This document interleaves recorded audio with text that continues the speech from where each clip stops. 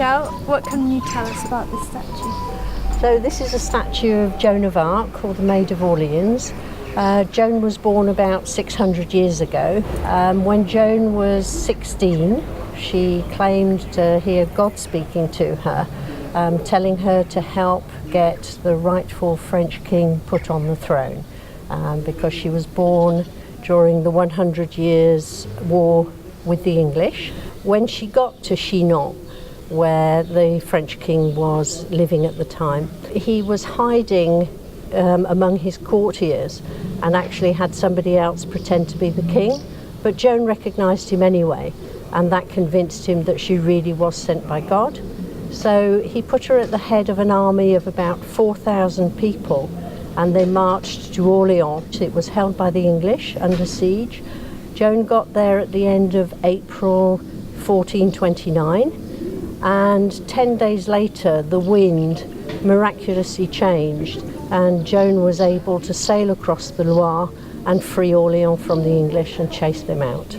So after that there were a series of battles along the Loire, and one of them was here in June 1429, where again Joan chased the English army out of Jargeau. So what happened to Joan next? After that, she continued to fight against the English to kick them out of France completely. She was captured in a battle in May of 1430 and put on trial at the early age of 18, undefended. She was accused of being a bad Christian because the church did not believe that anybody could speak to God directly. But because they couldn't really prove that she'd done anything wrong against God, she was actually condemned for wearing men's clothes because she used to dress in armour. She was condemned for leaving home without her parents' permission. She was burnt at the stake in Rouen in 1431. Since then, Joan has become a national figure for France and represents the French wish to become an independent nation and a united nation.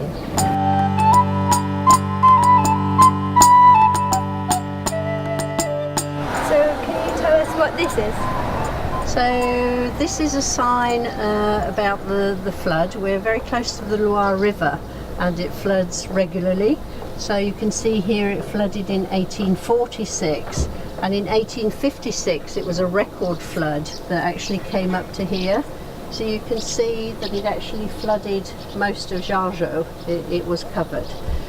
They put this here. This is one of the old city gates here, and this was a souvenir of this major flood.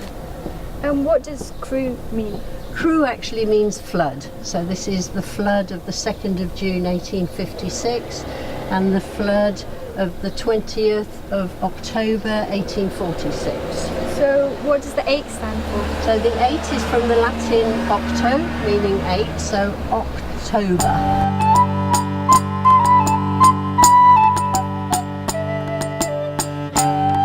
So what can you tell us about the history of the Loire?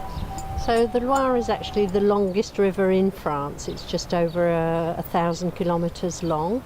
It used to be used to transport merchandise. So going down towards the ocean, they transport wine from the area, they transport charcoal and wood. But it was expensive. The river is a fairly rough one.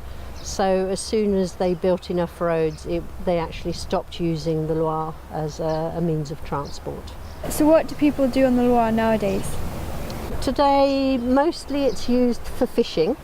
It is quite a dangerous river, so even if you see sandy beaches, it's not recommended to stand on them because the current undercuts them. So people don't usually swim in this part, but they do some canoeing and rafting, and they still have some of the old flat-bottom boats, the gabarres, which they used for transporting merchandise at the time, but they're now used just for tourist outings up and down the river. So can you cycle along the Loire? Yes, over the last few years they've built a lot of cycle paths, and you can actually cycle for over 800 kilometres next to the river.